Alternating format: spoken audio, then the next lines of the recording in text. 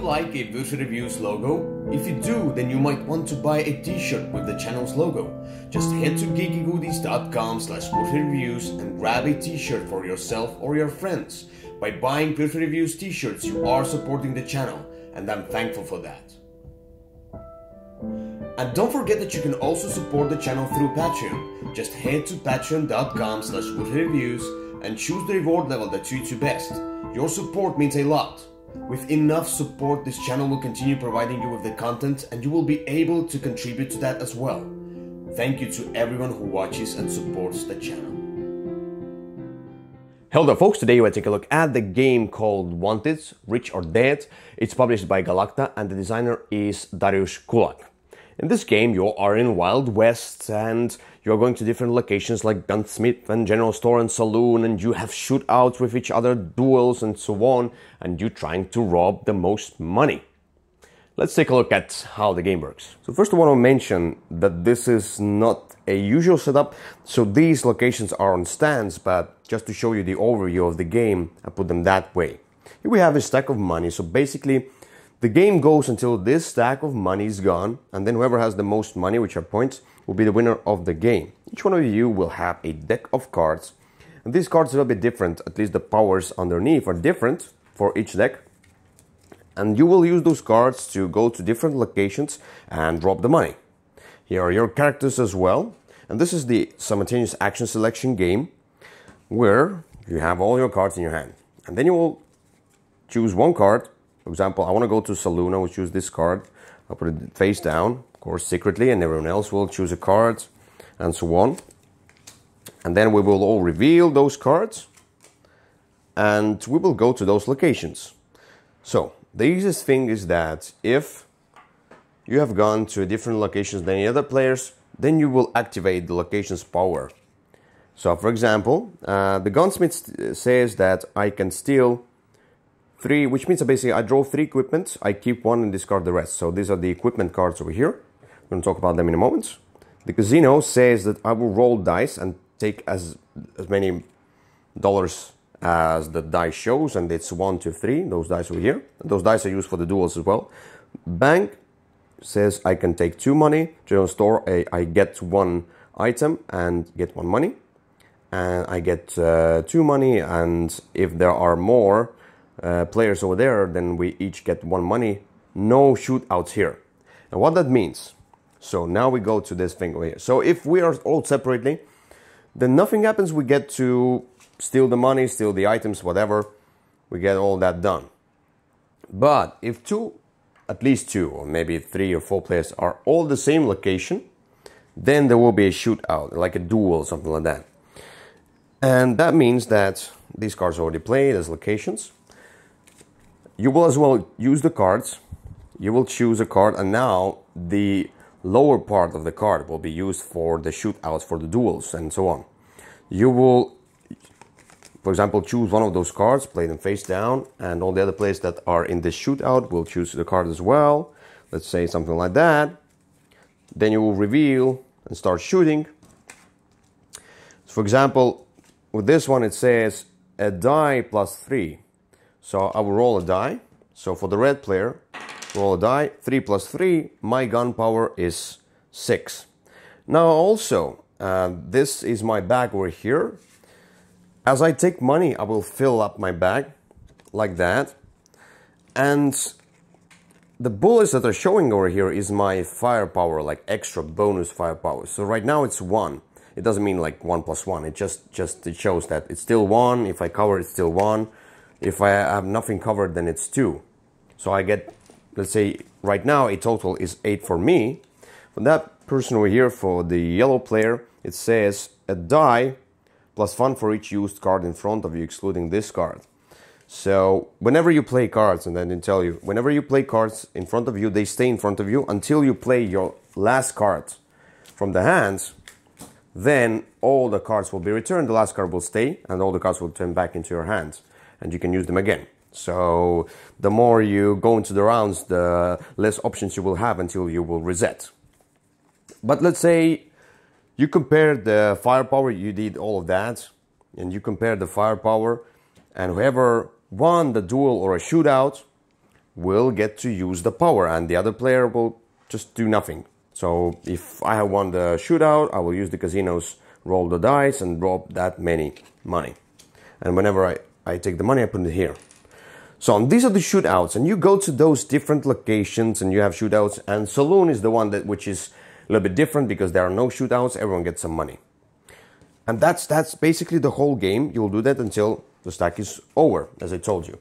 Now, as you can see, there are also small belt thingies over here. That means that you can carry 2 items at most, and you can get those items from the gunsmith or from the general store. What are these items? These are basically the special powers, plus they can have extra money holder, because if you're full on your bag, then you can take any more money. But here, for example, some of these have special powers, like, for example, let me zoom in. Discard during a shootout to add 4 to your ammo, which means basically to your firepower. Then discard more money, you're carrying a fable, for example. Or, for example, this one shows that it can hold 1 money over here as well. Immediately after a shootout you participated in, the winning component must give you 1 money, for example. Or spyglass also can hold 1 money.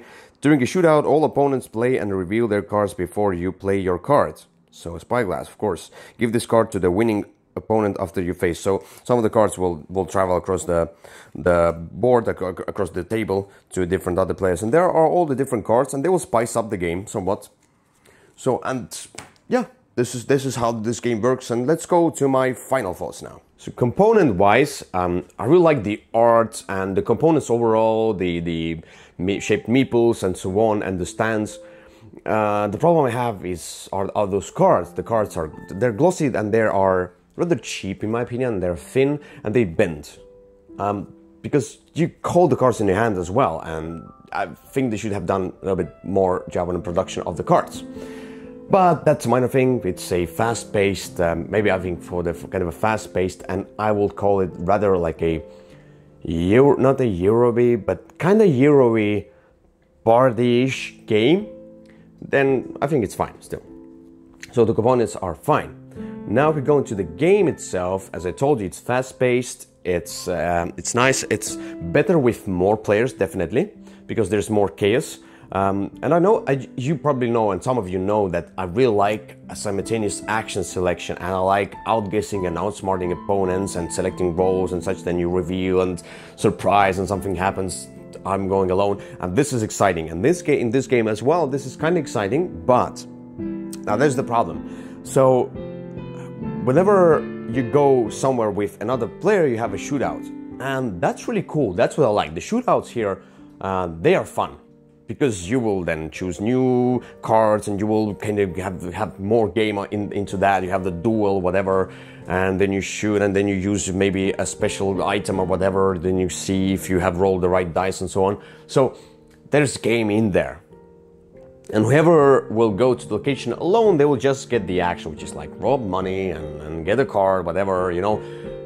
And sometimes you do the actions locations in order, and the thing is that sometimes where some players are having shootouts and having lots of fun, the other players are waiting for them, and they're like, no, we just watching the other players just choosing their cards simultaneously, and you know, it doesn't really impact, and then it doesn't really have fun for the other players who are not in that shootout.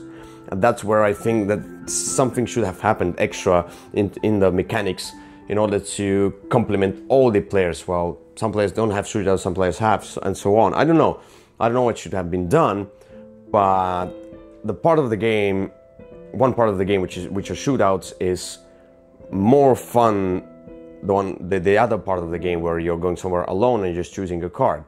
The interesting part, as always, and it's with quite a few simultaneous action selection games, is that you will basically collect the cards in front of you until you can pick them up. Here, the thing is that what I like in some other games, for example in Mission Red Planet, you have a particular card that tells you, that basically resets your cards. You can get them back into your hand. And for example in Raptor as well, where you can reset your hands earlier, you will decide when you will reset your hand, and this is a really cool decision sometimes. Here, what you do, you basically you play the cards, and then when you have the last card left, you'll play it out, and then you pick up all the other cards. And that's where I feel it's kind of cheap. I would have liked this kind of your own decision when to pick the cards up, because at last then, for example, I see that these two players are out of cards. They only have one last card left. And I can totally see that the last location they haven't played is Saloon or whatever, or Gunsmith. And I know exactly what they're going to play. And this takes away the fun from me, because I want to outguess. I want to outsmart the opponents. And that's the whole game. That's the whole thing about the simultaneous action selection. They should have done something extra to there. And I have games to compare with, you know, this, as I told you, Raptor, as I told you, the what I call it, the Mission Red Planet as well. There's the Intricarian as well. There's that simultaneous. So I really like that mechanic a lot. And for example, the Happy Peaks as well. So, and it's implemented better there than here, in my opinion. And eventually, I don't know, it just maybe just a feeling, and maybe just not for me completely. Although I really like the mechanics, that this game feels a little bit boring eventually, and you just want the game to end. At first it's really cool and such, but eventually it will end. So needs to end. So this game will not get any of the Würfel medals, but it's also, as I like the mechanics, as I like some of the ideas over here, I will give it around 6 out of 10. I like the art and such, and the theme is cool, the shootouts kind of fits, everything fits in well in this box. So definitely check it out. Maybe it's for you if you like the fast-paced and not really brainy simultaneous action selection, and you like to basically have shootout and screw with your opponent, then why not? This is a nice game. That's Wanted, Rich or Dead. Thank you for watching, we'll see you another time. Bye bye. This channel is sponsored by Osprey Games. Check them out at ospreypublishing.com.